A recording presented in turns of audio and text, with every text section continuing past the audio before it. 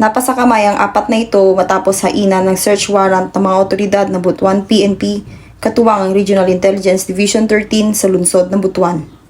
Pinangalanan ang mga nadakip na sina alias Manuel, alias Joseph, alias Junjun at si alias Felix na pawang na kategorya bilang high-value individual. Isinagawa ang operasyon sa bisa ng search warrant sa paglabag sa RA 9165 na inisyu ng Regional Trial Court 13 ni Honorable Isay H.M. Tangonan, Presiding Judge ng RTC 10 Judicial Region, Branch 33. Habang isinasagawa ang operasyon para isilbi ang search warrant, nang biglang may umakyat sa bahagi ng bubong kung saan tumalon ang mga suspek at tumakbo para makatakas. Ngunit hindi sila nagtagumpay dahil napapaligiran sila ng mga operatiba. Nakumpiska mula sa kanila ang 6 na pakete ng pinaniniwalaang shabu na may kabuuang timbang na 10 gramo at may standard drug price na 68,000 at iba't ibang drug paraphernalia.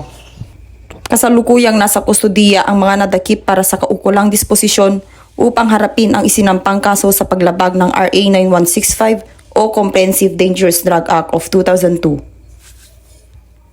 Mula rito sa Police Regional Office 13, ako ang inyong PNN correspondent, Patrol Woman Lizelle Mola, alagad ng batas, tagataguyod ng Balitang Pulis.